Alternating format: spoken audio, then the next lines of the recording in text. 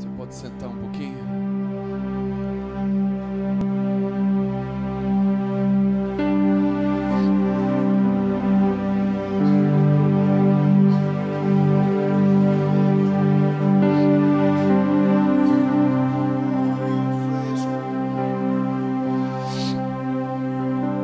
Aleluia. Senhor Jesus, muito obrigado pelo privilégio de estarmos aqui.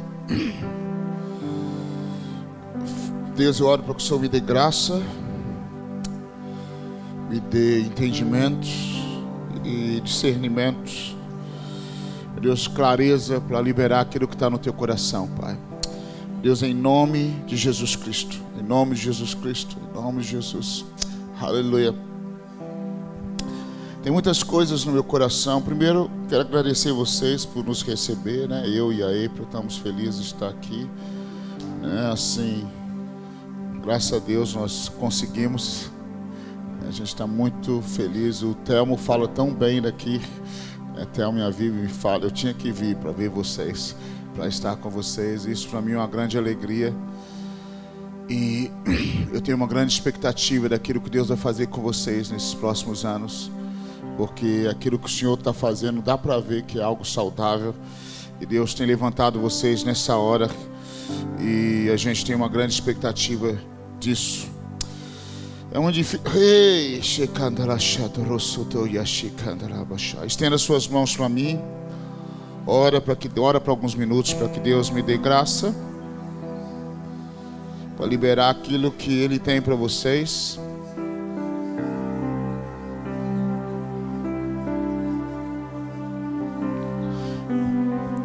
Batiza-me com esperança, batiza-me com esperança, batiza-me com esperança, eu ainda vou dançar.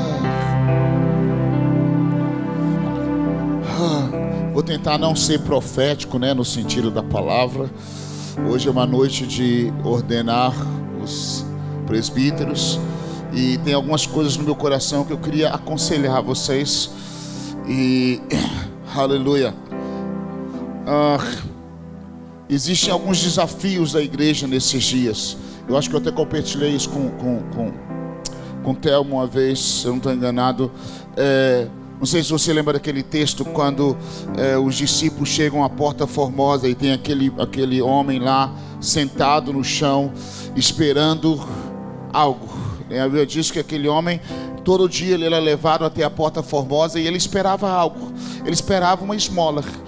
Ele tinha um preconceito, ele tinha uma visão do que ele ia receber. Ele ia na Porta Formosa sabendo, alguém vai me dar uma esmola. Quando ele olhou para os dois discípulos de Jesus, ele tinha uma expectativa.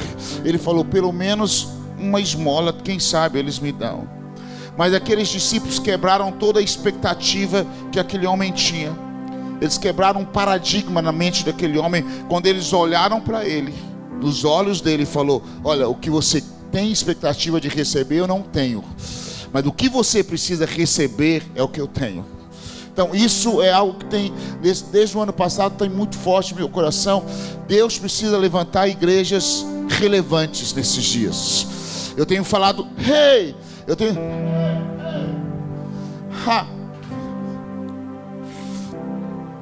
tenho falado que a igreja brasileira cresceu em números, mas não em relevância.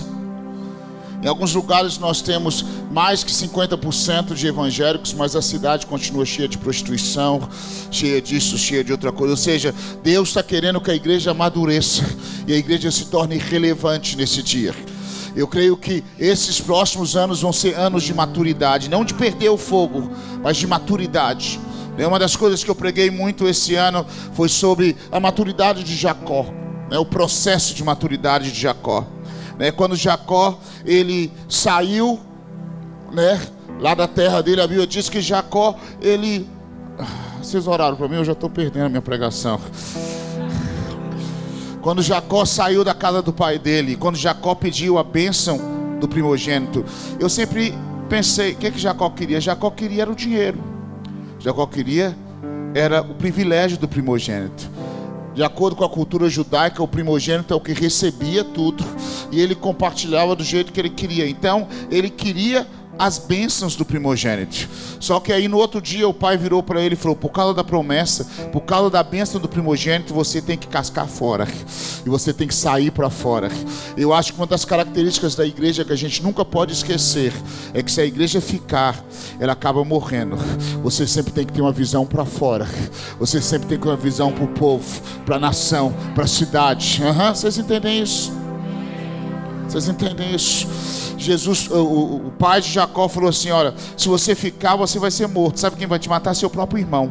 As igrejas acabam se dividindo porque a visão deles é só engessada para dentro, mas isso aqui é outro estudo. Então ele saiu no meio do caminho, ele teve aquele encontro com a escada, né, que subia e descia, maravilhosa, e a palavra de Deus diz que ali ele teve uma experiência com Deus, porque Deus virou para ele e falou: Jacó, essa terra onde que você está é sua, a terra onde você vai é sua, a terra onde ficou para trás é sua, a terra à sua direita é sua, a terra, parece até música de crente, né, para frente e para trás é tudo seu, para uma posse. Mas Deus falou: é tudo seu, é seu.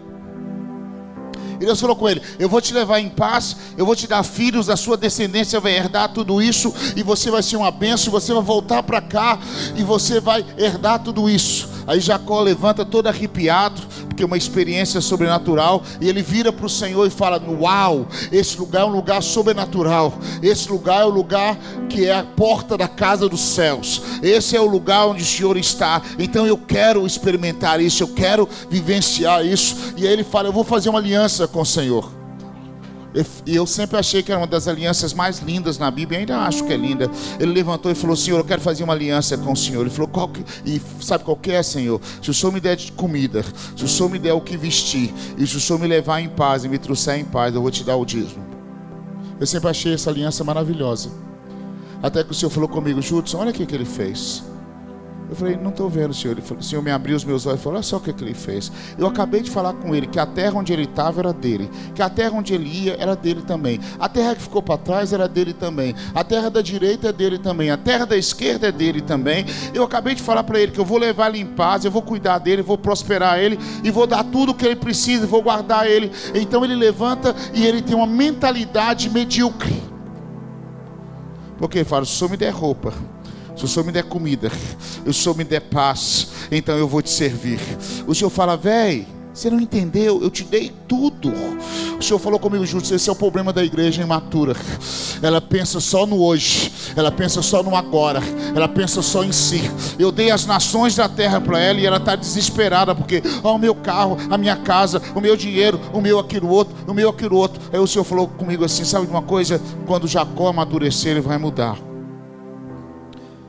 E essa é a minha esperança. Jacó amadureceu, e através de muita pancada. Isso aqui é outro estudo, mas no final, em Gênesis 49, em vez dele falar: eu quero, aí eu diz assim que ele chamou os filhos e falou: deixa eu falar com vocês sobre o futuro. Ele amadureceu. Ele parou de pensar só em si, pensou nos filhos que ele tinha. É algo que a igreja brasileira está começando a entender. Eu quero dizer para vocês que eu tenho esperança. A igreja está amadurecendo. A igreja vai chegar aonde o Senhor quer que ela chegue. A igreja vai ser aquilo que o Senhor quer que ela seja. Amém? E eu quero falar sobre alguns desafios que eu creio que são desses dias que nós vivemos.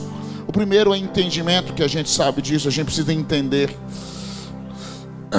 Eu amo muito a carta de Paulo ao Timóteo. O nome Timóteo significa aquele que adora a Deus, né?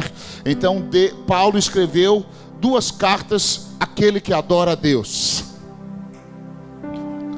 Ele escreveu 2 cartas ao menino, que o nome significa aquele que adora a Deus. E a Bíblia diz assim que abre a sua Bíblia aí, vamos lá. 2 Timóteo capítulo 3. O apóstolo fala sobre os últimos dias. Ele diz assim: sabe,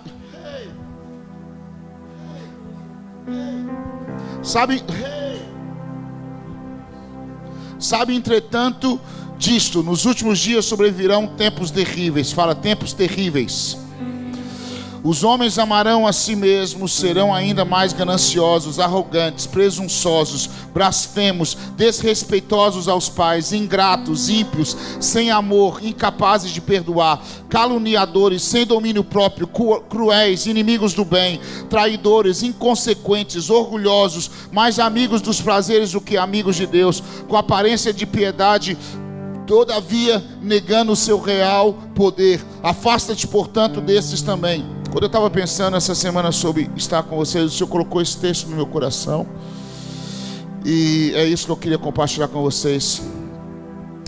Sempre que eu penso nos últimos dias, eu gosto muito de filmes de ficção científica, né? Que me desliga, né? O meteoro voando, o terremoto, não sei aonde. E sempre que eu penso nos últimos dias, eu penso, meu Deus, vai ter um terremoto, um meteoro vai atingir a Terra, ou alguma coisa assim, uma grande catástrofe, vai ser terrível. Mas a palavra de Deus fala que os últimos dias serão terríveis, não porque um terremoto vai atingir a Terra, não porque uma grande catástrofe vai acontecer, mas diz que os últimos dias serão terríveis, porque os homens serão amantes de si mesmos. O que o apóstolo está dizendo que, de acordo com Paulo, os últimos dias serão terríveis, pois os homens serão egoístas, por causa da decadência humana.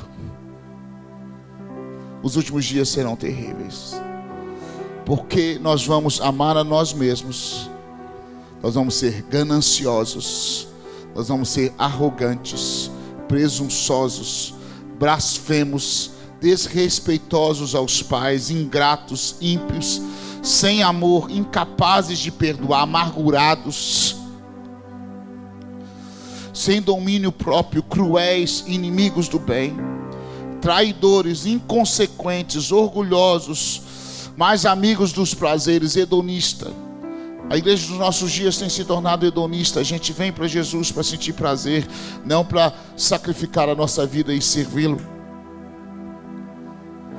Mais amigos dos prazeres do que amigos de Deus, com aparência de piedade, todavia negando o seu real prazer, o seu real poder. Afasta-te, portanto, destes também. Vira para o seu irmão e fala: os últimos dias serão terríveis, não por causa do terremoto, não por causa de um meteoro, mas por causa da degradação humana. Hoje as pessoas trocam de esposa como se trocam de carro. Hoje as pessoas trocam relacionamentos e abandonam um ao outro como se fosse: se não está me servindo, eu largo. Se não está me gerando prazer, eu não quero. Nós estamos entrando nesse ciclo onde a igreja precisa ser o oposto. Vocês precisam ser uma luz no meio das trevas. Vocês precisam ser uma referência na cidade. Vocês precisam ser completamente o oposto. E para pular, vão lá. E o apóstolo Paulo, mais na frente, ele fala no versículo 10, ele fala: tu, porém, tens seguido atentamente. Aí ele começa a falar sobre o exemplo dele. E são essas coisas que eu quero aconselhar você. Paulo fala sobre algumas coisas e eu queria aconselhar os presbíteros que vão ser ordenados e a igreja aqui em Criciúma, com alguns conselhos que Paulo falou sobre ele. Paulo falou: a minha teologia, a palavra no grego é rosheka, fala de instrução ou de doutrina, de dascalia, que fala da instrução, do ensino. Deixa eu dizer uma coisa para vocês. Nos últimos dias, nos dias que nós estamos vivendo, vocês precisam ter uma boa teologia. Diga: boa teologia.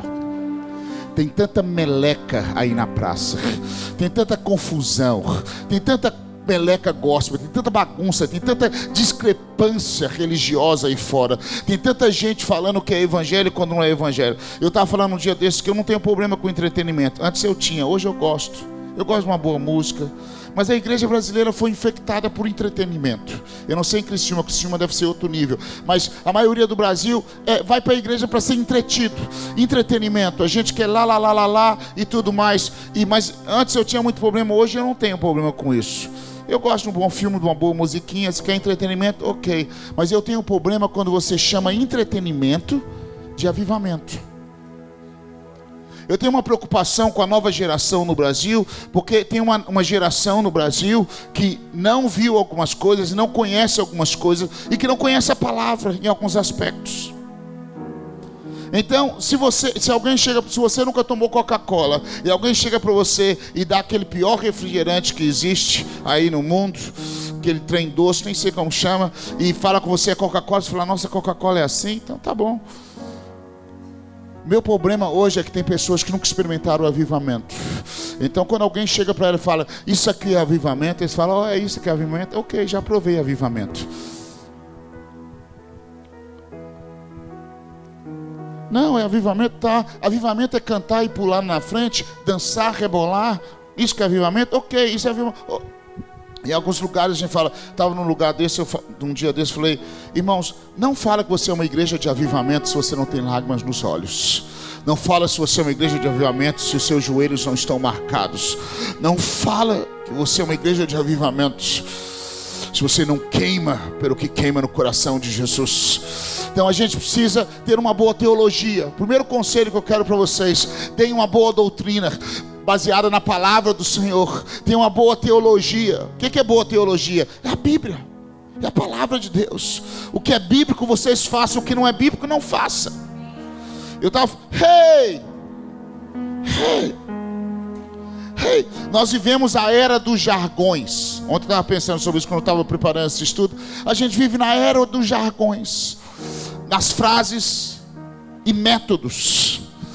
Muitos irmãos não sabem um versículo de cor, mas eles sabem um tanto de frase e jargão da igreja. Eu não tenho problema com isso, só que a longo prazo as pessoas acham que o jargão é princípio, quando foi apenas uma frase para um tempo. A gente precisa da Bíblia para a igreja. A gente precisa da palavra para a igreja. Nós vamos ensinar a sã escritura, a palavra do Senhor. Meu conselho para vocês em Cristiúma é: volta para as escrituras, volta para a palavra de Deus, volta para o que é bíblico, volta para o que a palavra de Deus diz. Gasta tempo nas escrituras, gasta tempo na palavra de Deus. Use as frases de efeito que a gente tem. Sabe o que? Eu não sei como é Cristiúma, mas em muitos lugares que eu tenho passado no Brasil, tem 3 anos que eu não venho aqui, né? Em muitos lugares que eu tenho passado no Brasil, algumas das teologias da igreja vieram de canções gospel, e canções que nem Bíblia tem.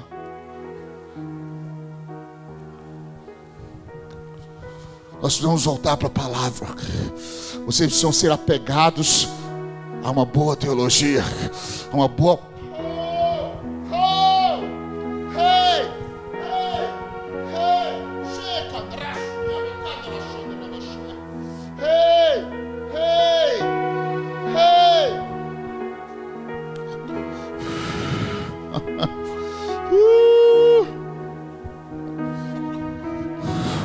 Passe um legado bíblico para os seus filhos.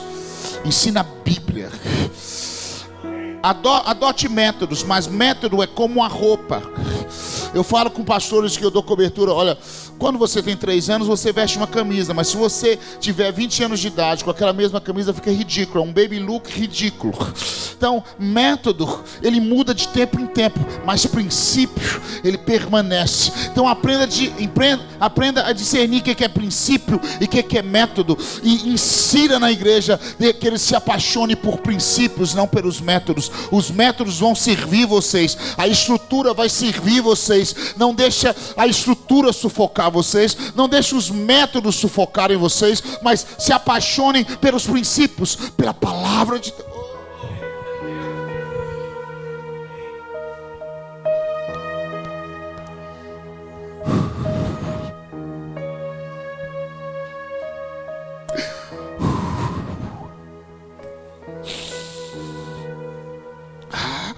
Hey.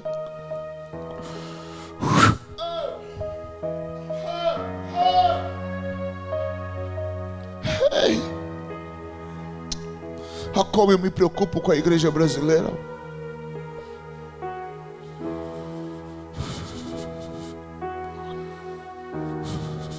Porque está nascendo uma geração que não sabe nada da palavra, só sabe frases. Nós temos a responsabilidade de deixar um legado da palavra para a próxima geração. Este ano o Senhor falou comigo, Judson, quando nós gravamos esse CD Canção de Isaac, um dos meus filhos, o Rômulo, gravou uma música que no outro dia já estava bombando na internet. Pessoas estavam sendo cheias do Espírito Santo. Uma música que ele escreveu e ele cantou. Muito linda a canção. E o Senhor virou para mim. No outro dia eu estava em casa e eles estavam adorando. O Espírito Santo falou comigo, Judson, agora é a hora dos filhos. Eu falei, Senhor, que bom. Deixa os filhos correr. O Senhor falou, você não está entendendo, filho. Agora é hora dos filhos se alinharem com os pais. Porque eu não só firo a terra porque os pais não estão alinhados com os filhos, mas eu firo a terra se os filhos não estão alinhados com os pais. Você precisa gastar tempo com os filhos. Você precisa gastar tempo em transferir legado para a próxima geração. E é um legado bíblico. É a palavra. Vocês precisam se...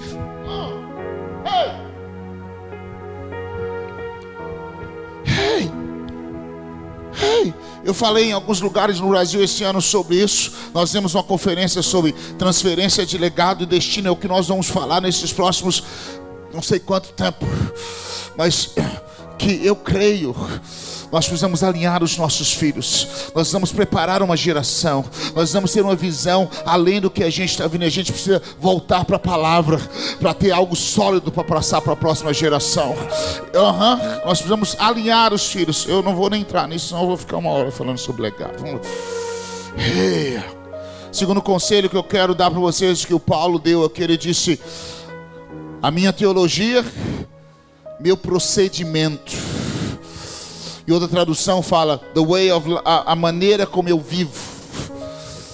Eu quero dar um conselho para vocês, que a maneira como vocês vivem, o estilo de vida que vocês têm, no momento histórico que nós vivemos, escute isso aqui, vale mais uma igreja que vive do que uma igreja que tem uma voz.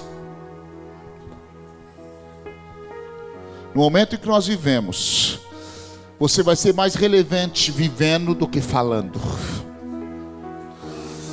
Porque muitos têm discursos, mas poucos têm vida. Eu quero desafiar vocês, Abba Pai, e as outras igrejas que estão aqui representadas. Vocês precisam voltar e dizer: Senhor, nós queremos ter uma procedência, um procedimento, um testemunho dentro e fora. A forma como a igreja vive deve falar mais alto do que aquilo que você canta, do que aquilo que você fala, do que o seu cartaz ali fora. Vocês devem ser famosos na cidade não pela placa. Eu amo placa, eu quero placa bonita, mas as pessoas devem conhecer vocês pela maneira como vocês vivem. O testemunho dentro e fora. A maneira como nós vivemos o evangelho é tão importante. Como tratamos um ao outro, como lidamos com nossas mazelas e limitações, o testemunho dentro e fora, como que é o nome de vocês no mercado ali na esquina.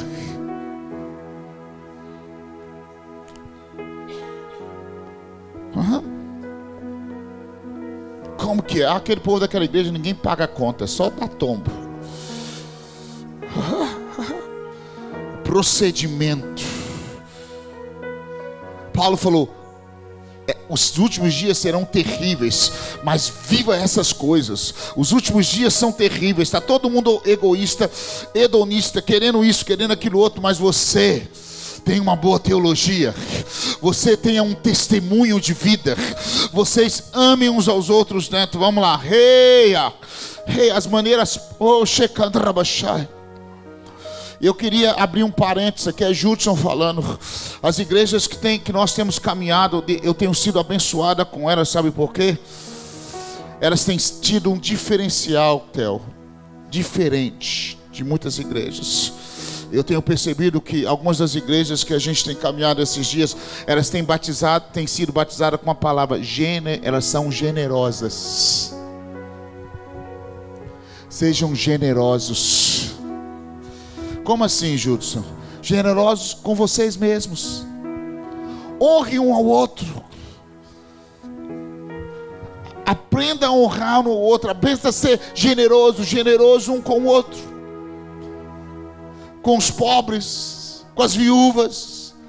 Aprendam a honrar seus pais. Aprendam a honrar uns aos outros.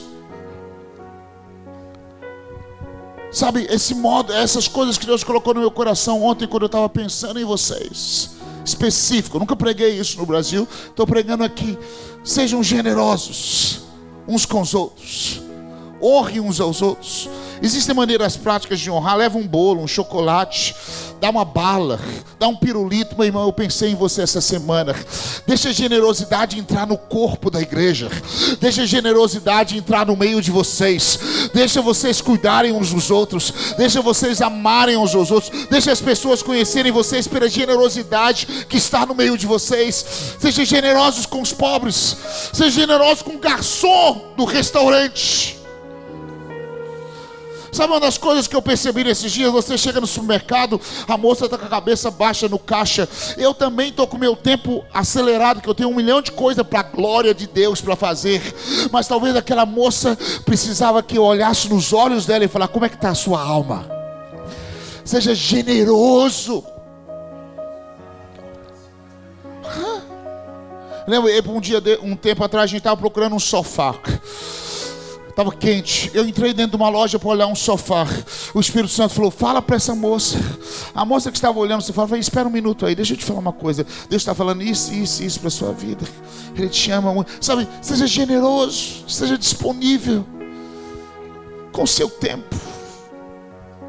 Sabe, quando a cidade descobrir a generosidade no meio de vocês, vocês vão ver que isso vai pegar, vai ser uma febre maravilhosa de cura para o sul do Brasil. Aleluia, aleluia. Honra a pessoa, leva ela para comer um doce lá no doce, como que chama a casa do doce. Quando ela não tiver de dieta, igual o irmão fez lá para me oprimir hoje, me levou para a loja dos doces. Quando eu falei: eu não posso comer doce. Obrigado, Thelma, muito obrigado. Glória a Deus. Está aqui, filho. Até eu chegar a palavra sobre perdão, eu tenho certeza que Deus vai fazer algo no meu coração. Honre seus pastores financeiramente, com suas orações, com seu tempo. Fala: Justo, o que é isso que você está falando? A igreja no Brasil se envolveu com extremos. Vira para o seu irmão: nós precisamos tomar cuidado com os extremos. Nós temos uma liderança, de um lado nós temos uma liderança abusiva, do outro lado nós temos uma liderança abusada.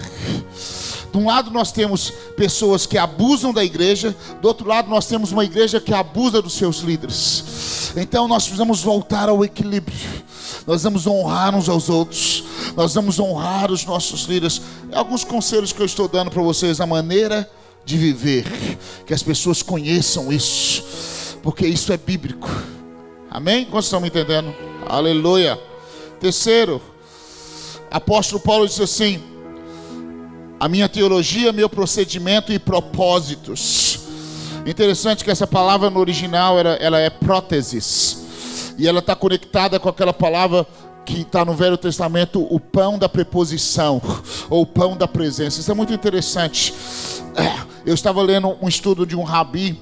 Esse rabi disse algo interessante. A mesa da preposição estava ali, e ele falou assim, que a mesa da preposição é como se fosse um convite de Deus para um jantar à luz de velas, que é o candelabro que está ali no santo lugar, e ao mesmo tempo um lugar perfumado, porque tem um incenso. É o jantar que vem antes da proposta que ele faz lá dentro dos santos dos santos, no lugar de misericórdia, no lugar de cura, no lugar de graça, no lugar ele fala: seja meu, seja minha esposa, seja meu. Então eu estava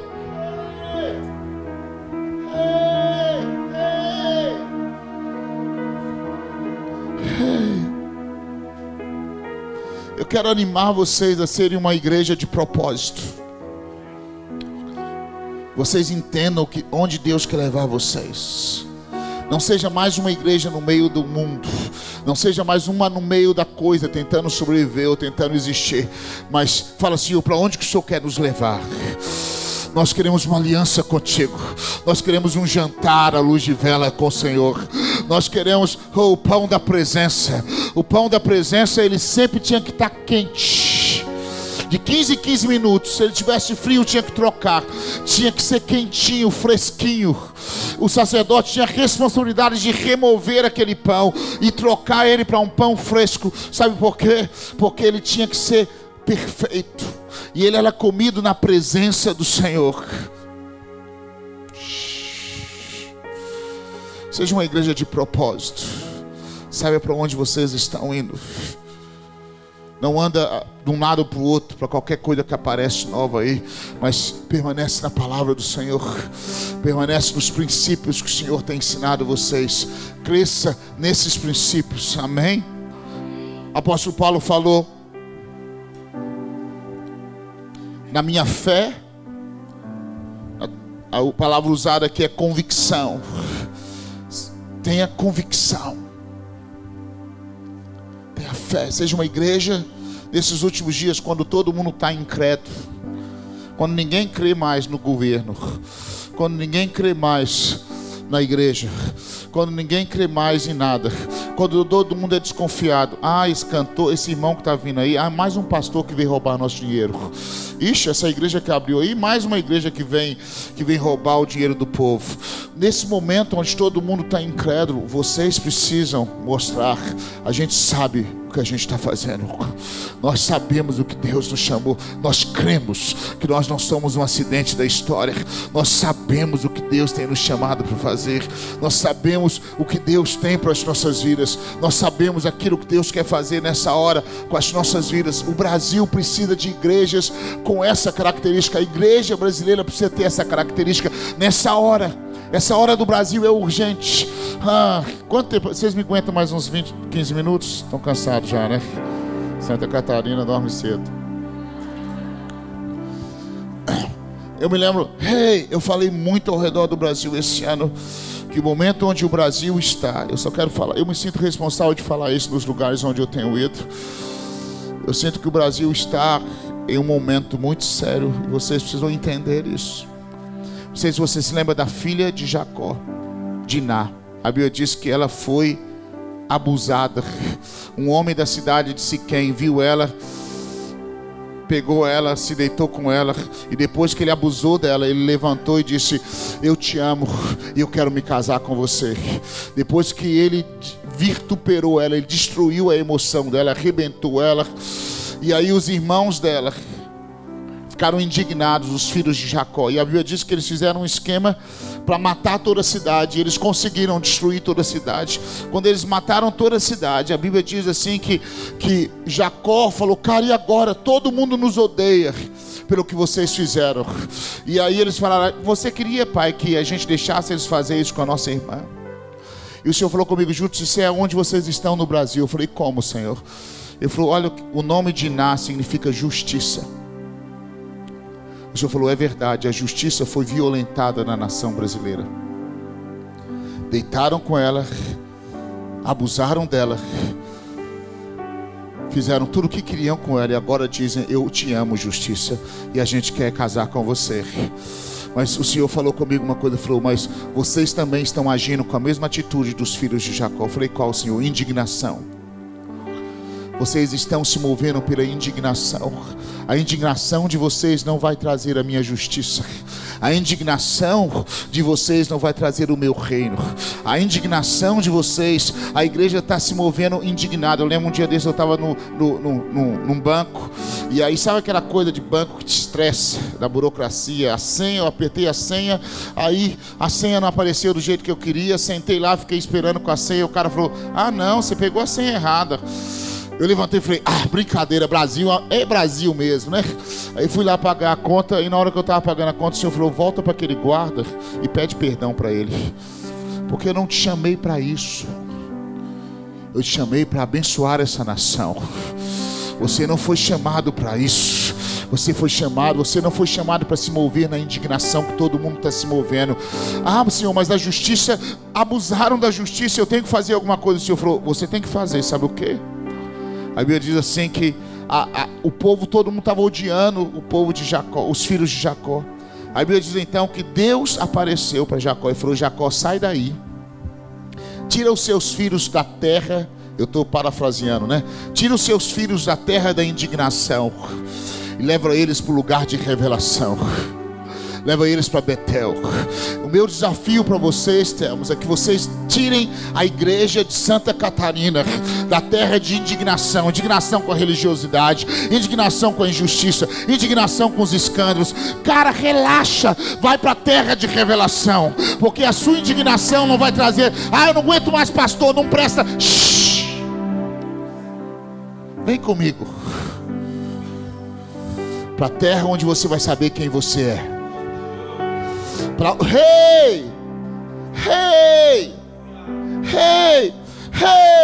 Para os Deus diz que o Senhor falou com Jacó: tira seus filhos daí, cara, e leva eles para Betel, que é o lugar onde você recebeu revelação. Aí a palavra de Deus diz que Jacó pregou pela primeira vez no que ele nunca pregou para a família dele. Ele convivia com idolatria, ele convivia com todo tipo de pecado dos seus filhos, mas pela primeira vez ele falou para os filhos: me dê seus ídolos, me dê isso aqui. Pela primeira vez ele voltou para aquilo que o Senhor tinha ensinado ele. Sabe por quê? Porque os filhos dele cresceram na casa de Labão. Eles não cresceram na casa de Isaac. Eles tinham uma cosmovisão, eles tinham uma maneira de resolver as coisas como Labão resolveu. O problema nosso é que nós estamos criando os nossos filhos e a igreja num sistema de Labão, quando o Senhor está nos levando para uma terra de revelação. Meu desafio para vocês é levar a igreja para esse lugar. E a Bíblia diz que quando eles se levantaram e começaram, primeiro eles entregaram os ídolos. E a Bíblia diz que quando eles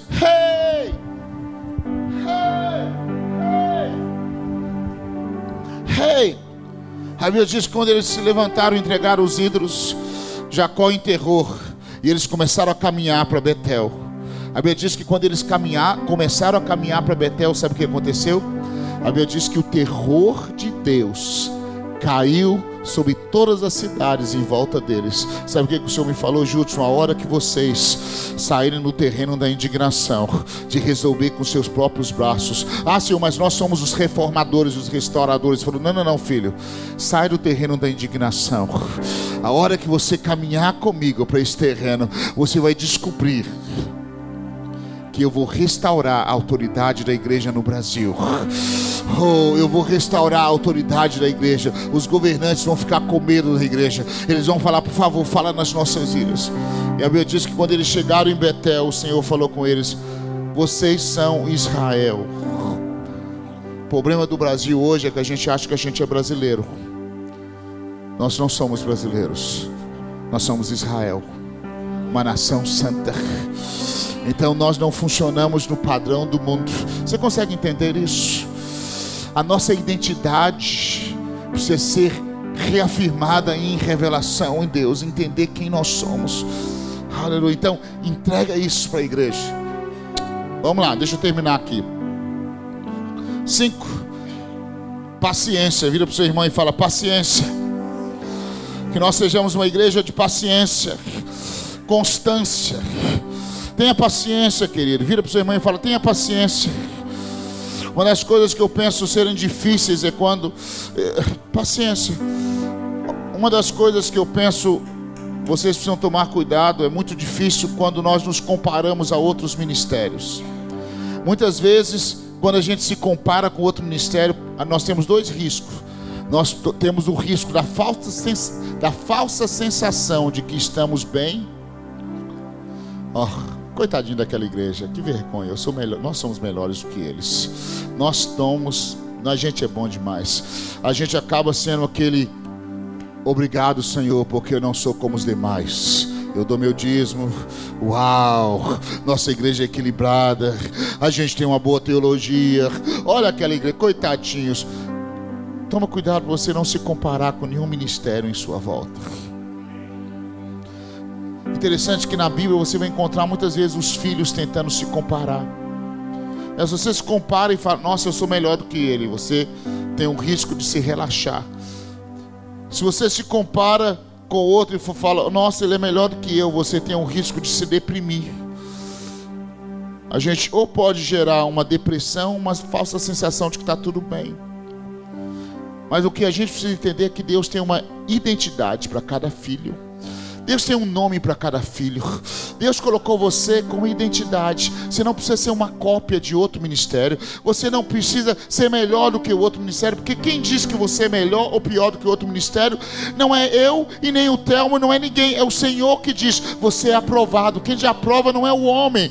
Quem te diz que você é um sucesso não é um homem. Quando você chegar diante de Deus, não vai ser o tanto de igrejas que você plantou ou quantas ovelhas você teve, mas vai ser: você fez ou não fez o que eu te mandei fazer?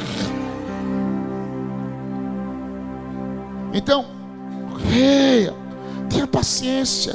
Quando a gente se compara, às vezes a gente fica impaciente, ou a gente ainda não chegou igual aquele, ou a gente ainda não é igual aquela igreja. Uau, você viu o painel de LED que eles têm lá? Uau, violento. Cara, relaxa. Relaxa.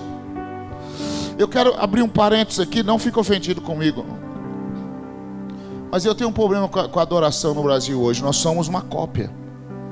Até os timbres de guitarra são importados. Eu falo assim: cadê a criatividade que eu vi no Brasil há 20 anos atrás? Eu falo assim: cadê os músicos que compunham canções criativas? Hoje a gente copia os timbres de guitarra, é a mesma coisa. A minha maior frustração foi quando eu fui ver alguns CDs, e aí eu entrei em contato numa loja, e eu estava ouvindo o CD, falei, não, eu vi um vídeo, falei, nossa, esse vídeo é adoração, porque olha. Aí o meu filho falou, não pai, é Coldplay. Eu falei, não, é o mesmo arranjo daquele outro. Minha cabeça pirou. Vocês oraram um pouco para mim hoje, Jesus.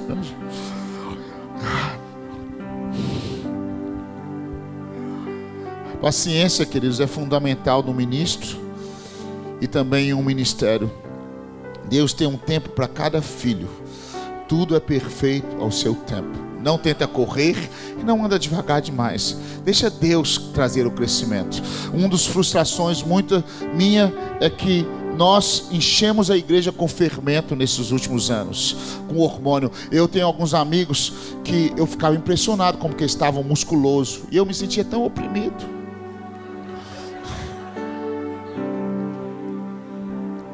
Até depois de algum tempo que eu fui, um dia desse aconteceu, eu falei, meu Deus, o que aconteceu com esse irmão? Ele está doente. Ele parou de tomar um remedinho que deixava ele bombado. Fez assim, ó. Oh, Jesus, misericórdia, Senhor. Sabe, para de encher a igreja, não enche a igreja de fermento. Deixa, sabe, em Atos a Bíblia diz que Deus acrescentava os que iam sendo salvos. Não tenta provar, nós precisamos provar. Um dos grandes problemas de igrejas que muitas vezes estão sendo implantadas é que eles querem provar, nós somos mais espirituais, Deus está conosco. Você não precisa provar que Deus está com você. Ele te ama, Ele está com você. Relaxa, tenha paciência, deixa Deus fazer ao seu tempo. Tenha paciência uns com os outros. Vira para o seu irmão e fala, tenha paciência comigo. Cada irmão tem o seu tempo. Tem irmão que você, uma pregação para ele, amanhã ele está levantando um morto. Tem irmão que você prega uma mensagem para ele, daí a pouco ele está ressuscitando defunto. Mas tem irmão que você faz encontro, reencontro, libertação, cura interior, veredas antigas, veredas futuras, veredas cósmicas, encontro de casal, encontro de regressão, tudo que você pode tentar. O irmão está lá, o treino rompe, mas uma hora rompe. Então tenha paciência, cada um tem um tempo. Vocês estão entendendo? Tenha paciência. Tenha paciência uns com os outros. Amém? Não quer dizer que aquele que rompeu hoje, amanhã já está expulsando demônio e curando enfermo, que ele não tenha coisas que precisam ser tratadas na vida dele. Então não se impressiona com essas coisas. Cada um tem um tempo e Deus trata com cada um de uma forma diferente. Não tenta padronizar demais os resultados em indivíduos. Não sei se isso está ajudando vocês. Amém? Outra coisa que ele diz, amor. Isso aqui nem precisa dizer, né? Você já tem demais. Que a cidade conheça vocês pela maneira como vocês amam uns aos outros. Ágape. Que não haja em vós acepção de pessoas. Que todos sejam bem-vindos, seja ele o homem mais rico da cidade, ou o homem mais pobre da cidade, a mulher mais perua da cidade, cheia da grana e tudo mais certinho, ou a prostituta da cidade. Que todos sejam amados, que todos sejam cuidados, que todos saibam que aqui não há acepção de pessoas, mas que vocês amem a todos, que todos sejam amados diante do Senhor, que vocês olhem para eles, não pelo que eles aparentam, mas pelo o que Jesus fez por eles na cruz. Esse é o outro conselho para vocês. Isso vai se tornar uma chave para essa região. Quando Jesus se encontrou com aquele jovem rico, o texto diz que Jesus o amou. É importante nos lembrarmos que até a palavra dura é liberada por causa de amor. Jesus falou duro com aquele jovem, pediu tudo dele, sabe por quê? Porque antes a Bíblia fala assim, Jesus amou o cara tanto que Jesus falou, nossa, eu vou te dar uma palavra violenta.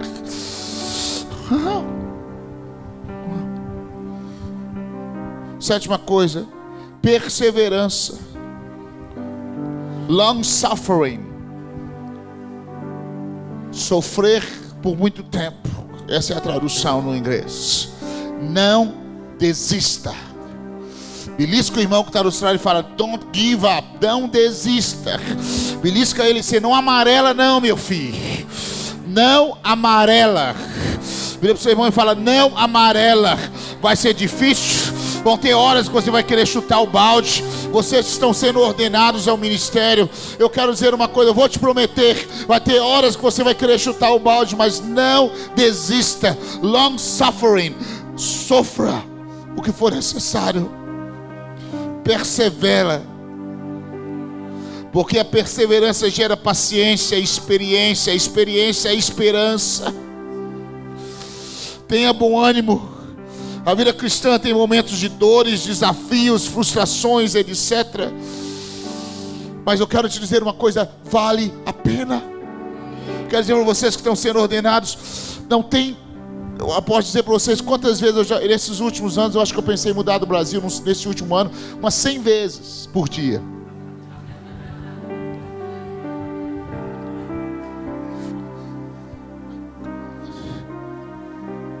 Fala assim, Senhor, resolve o problema da igreja aí, Senhor.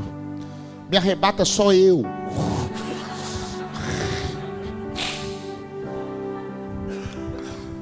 Tenha perseverança, não desiste. Porque no final você vai ver o fruto do seu trabalho, assim como Jesus vai ver o fruto do trabalho dele, e ele vai falar, valeu a pena. Eu preguei um dia, eu estava ministrando para pastores um dia desses atrás, e eu falei com eles, Deus vai, sabe, a mensagem da hora não é entrega para qualquer um. A bola da vez, Deus entrega para aqueles pastores. Você lembra Lucas? A Bíblia diz assim que os pastores que estavam passando a noite nas vigílias foram os primeiros a ouvir a mensagem da hora. A Bíblia diz que os pastores estavam lá fora primeiro. Eles não estavam na zona de conforto. Eles saíram para a área de... Esse é o segredo para o avivamento. Eles saíram para o lugar de vulnerabilidade. Eu quero dizer que o ministério é um lugar de vulnerabilidade. A gente está na frente de todo mundo está olhando a gente. Todo mundo está falando da gente. Todo mundo está falando, aquele cara, pastor vagabundo. Então, verdade. Nós somos vulneráveis. Nós nos arriscamos. A gente colocou a nossa vida no market. E a Bíblia diz que aqueles pastores que estavam lá fora, o anjo chegou para eles e falou, deixa eu dizer uma coisa para vocês. Alegra. Porque o Senhor... E a Bíblia diz que a glória de Deus envolveu eles. E eu tenho segurado essa promessa. O Senhor tem me falado, Judson, tem homens que em vez de estarem dormindo, eu acho que aqueles pastores pensam, eu sou um mané, né? Minha cama lá gostosinha e eu aqui com essas ovelhas burras, essas ovelhas sujas de noite. Deixa os lobos pegarem ela, eu vou embora dormir. Sabe, tenham perseverança. Tenham perseverança. Tenham perseverança. Enquanto alguns dormem, fica acordado. Enquanto alguns desistem e vão para a zona de conforto, você fica no lugar de vulnerabilidade. Sabe, um dos maiores segredos para mim, um dos maiores conselhos que eu daria para ministros que estão sendo ordenados, para pastores, é o que Jacó nos deu. Jacó, quando ele queria multiplicar as ovelhas do jeito que estava no coração dele, ele rasgou as varas, e ele expôs as varas, e ele feriu as varas. O Senhor falou comigo: Judson, esse é o segredo. Sabe o que a Bíblia diz? A Bíblia diz que as ovelhas iam beber água e viam aquelas varas, e elas geravam seus filhos ali perto, porque tinha algo naquelas varas que inspirava confiança nelas. Sabe o que eu descobri? Quanto mais o ministro anda na luz, você é a vara é a sua vida, é o seu ministério. Quando você se rasga e expõe o que está dentro para fora, e as pessoas verem as feridas, as cicatrizes na sua vida, as pessoas falam: eu quero andar com esse cara, eu quero andar com essa mulher, porque ela anda na luz e ela já foi ferida. Eu tenho medo de pastores que nunca fracassaram e nunca tiveram momento. Eles só falam: não, é tudo maravilha. Eu quero andar com homens que falam: Judson, eu já pisei na bola, eu tenho defeitos, eu sou vacilão. Fala: cara, eu quero andar perto de você, porque pessoas perfeitas um dia ou outro, como diz aquele versículo, não diz não, nem vou falar isso. Vira para o seu irmão e fala: não desista, vai valer a pena aquilo que vocês estão fazendo. Não desista. A vida cristã tem momentos difíceis, mas vai valer a pena. Algumas semanas atrás, eu estava na minha casa, e sabe aquele dia, porque muitas vezes pastor lê a Bíblia para pregar, né? E Deus tem que ter misericórdia dos pastores que fazem isso, porque na verdade ele devia ler a Bíblia para comer primeiro. E esse dia eu entrei na minha van e falei: Deus, eu quero comer, eu estou com fome, fala comigo. Não me dê uma pregação, não, me dê algo para mim. E eu estava esperando aquela revelação do 7º céu. Filho, eu vou te revelar o número das penas do querubim. Mas o Senhor me levou para a cruz de Cristo. Eu comecei a ler o sacrifício da cruz. E o pior era a comida que eu precisava. Eu comi aquilo.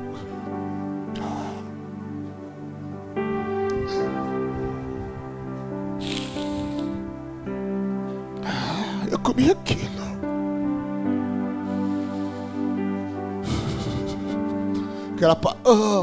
Aquela parte quando eles pegaram Jesus e Pilatos deu uma ordem de dar o flagelo nele, que são aquelas chicotadas, aqueles chicotes. Você que assistiu o filme do Mel Gibson, aqueles fios finos, e tinham pedaços de ossos nele e pedaços de ferro, né, de aço, e espinhos. Aquele flagelo, aquela chicotada que Jesus levou, era proibido dar aquilo em cidadão romano, porque era uma coisa tão cruel e tão terrível que você não podia dar aquelas chicotadas. Aquele tipo de castigo era só para escravo e para quem não valia nada. Mas eles deram, e alguns historiadores dizem que eles deram 39, porque o máximo que podia dar era 40. Então eles deram 3 ciclos de 39. E era muito comum, quando eles davam a chicotada, pedaços de carne saíam do corpo e os ossos ficavam expostos. E quando eu estava pensando naquilo, o Espírito Santo começou a ministrar na minha vida que provavelmente os ossos de Jesus ficaram expostos, pedaços de carne caíram naquele chão. O sangue dele. A Bíblia diz que existiam mulheres piedosas que vieram e deram vinagre para ele. A tradução fala vinagre, mas na verdade era um produto químico que aliviava a dor. Mas Jesus rejeitou aquilo. Jesus rejeitou o atalho. Ele falou: eu quero passar pela dor necessária para que a obra seja feita.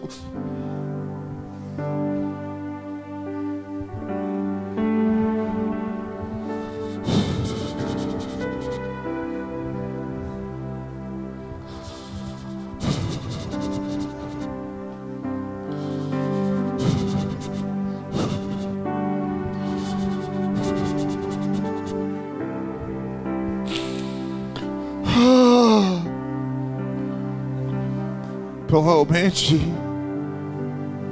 vários ossos dele expostos, os pedaços da sua carne.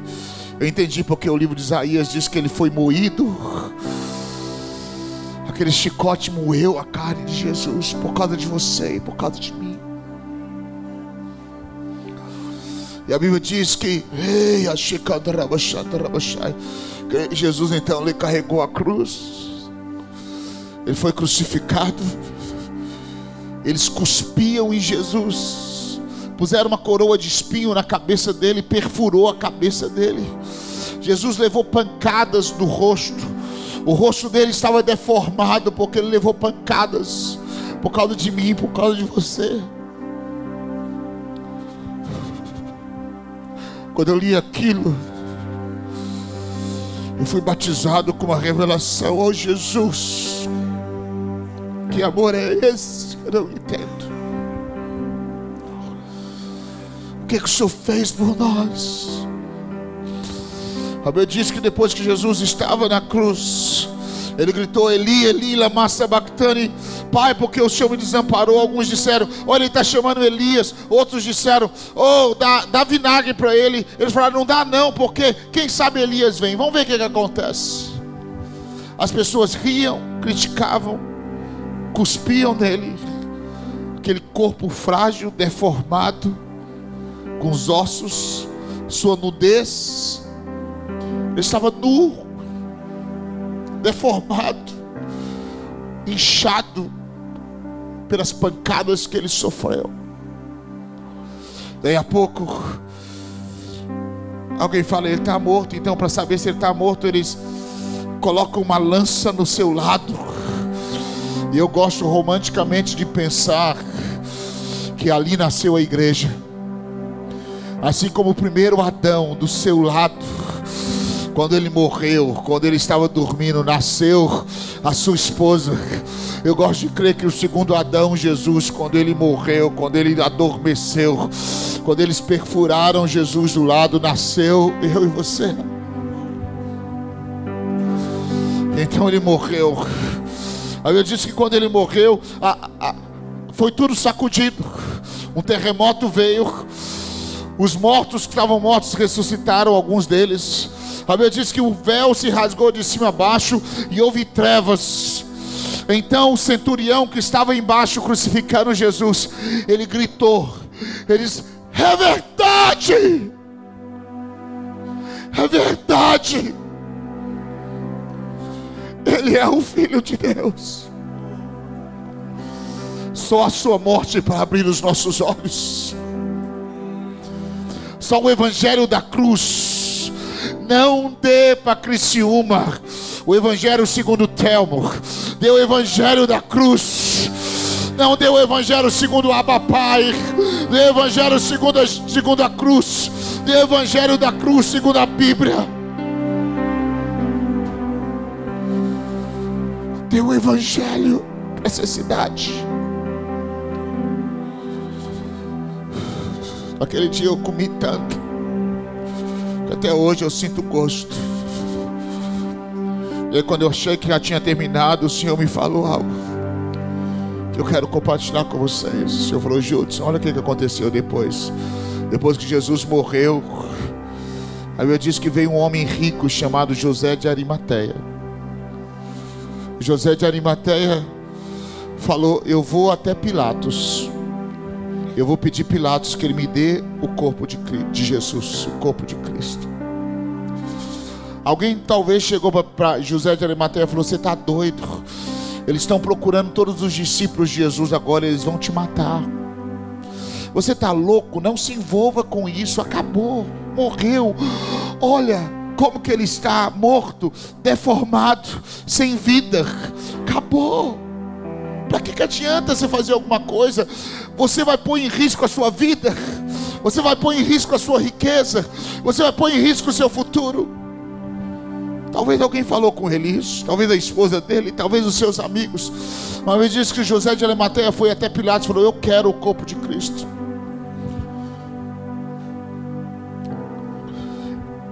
José de Arimateia tinha um jardim, um túmulo no jardim. um túmulo cavado numa rocha. A Bíblia diz que ele então colocou o corpo de Jesus ali, mas antes, sabe o que ele fez? E outras mulheres provavelmente fizeram. Eles provavelmente pegaram e começaram a lavar o corpo morto de Jesus.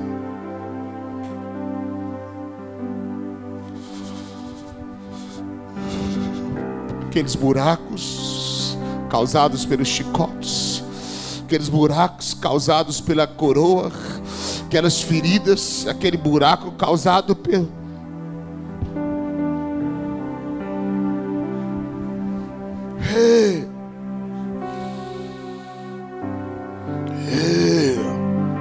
causado pela lança, e eles lavavam o corpo. A Bíblia diz então que eles enrolaram Jesus em um lençol branco.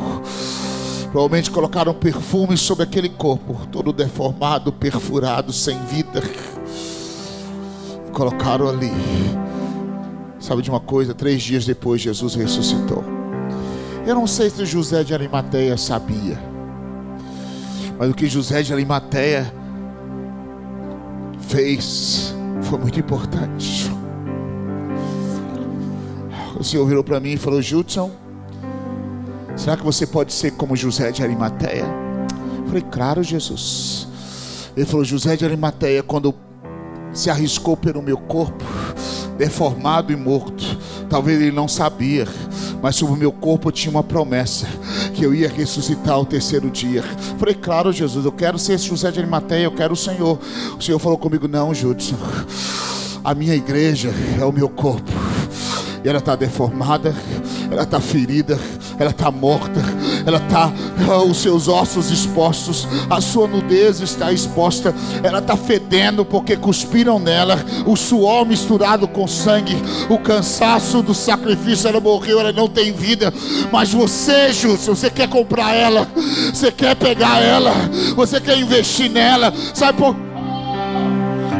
Porque assim como sobre o meu corpo havia uma promessa de que no 3º dia eu ressuscitaria, sobre o corpo da minha igreja tem uma promessa que ela será sem ruga, sem mácula, e ela vai ser linda, e ela vai ser minha noiva.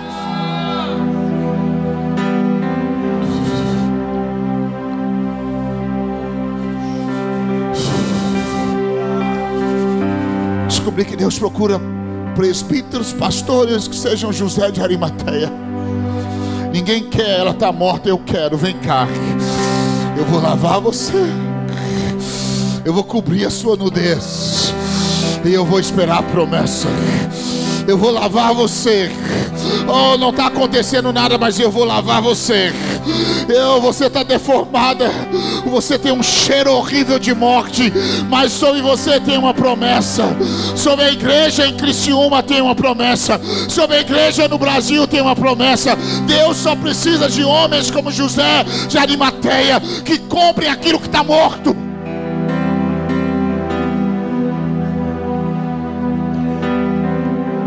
Hey! Hey!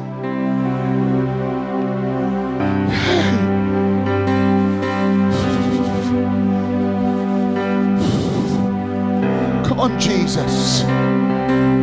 Come on, Jesus. A igreja não presta, ela está morta, eu vou embora.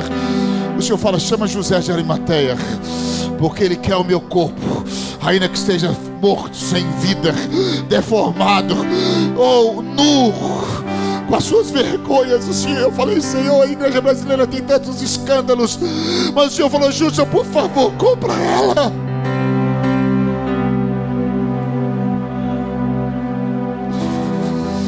E cobre a nudez dela, porque ela vai se ressuscitar.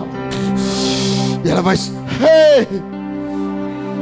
ela vai ser sem ruga e sem mácula.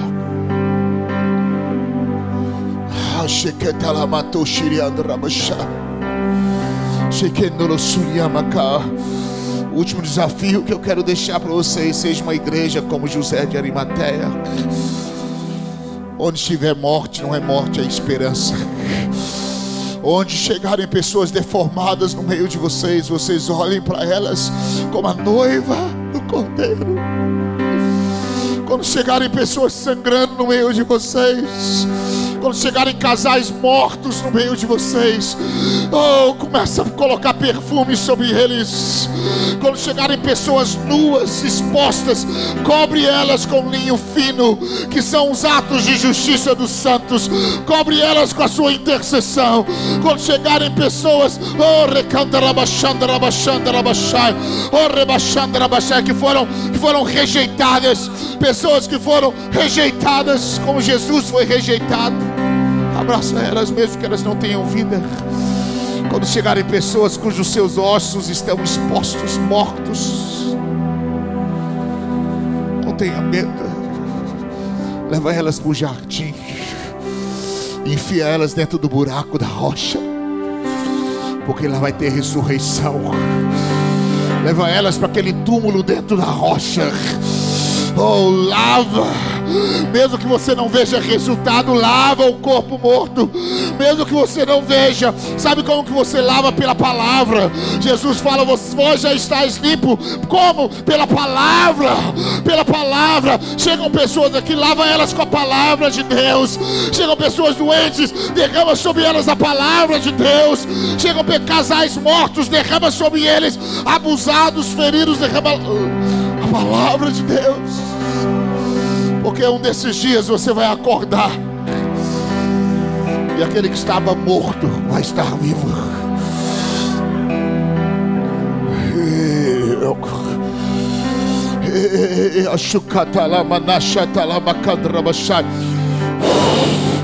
God is baptizing us. Deus está nos batizando com esperança. Deus está batizando vocês com esperança. Deus vai fazer algo maravilhoso.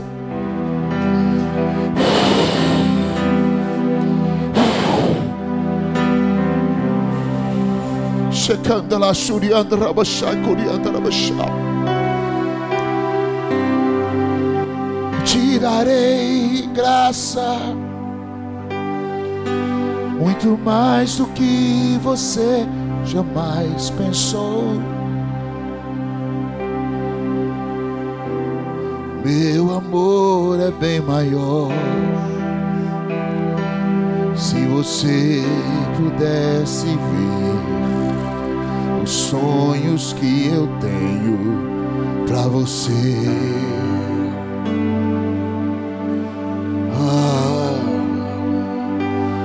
Minha graça te basta.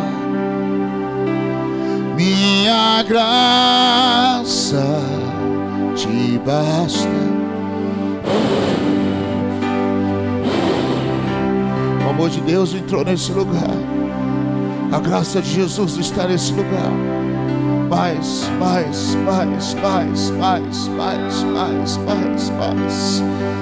Jesus, começa a tocar em quem o Senhor quer tocar essa noite. Começa a tocar a sua igreja, Senhor, em Criciúma, em Santa Catarina, Senhor, e no Brasil. Batiza-nos com esperança para essa hora. Oh Deus, onde tem morte a gente vai crer. Oh, as pessoas vão chegar no caixão no nosso meio. Nós vamos lavar elas com a palavra. Oh, nós vamos derramar perfume. Oh, e nós vamos crer na ressurreição. Oh Deus, porque a promessa que está sobre o seu corpo, Jesus, está sobre o corpo que é a sua igreja. Oh, o poder da ressurreição que estava em ti está sobre a sua igreja, que é o seu Espírito Santo. Porque o mesmo Espírito que ressuscitou Jesus entre os mortos é o mesmo Espírito que vai completar a obra na igreja brasileira, na sua casa, na sua família.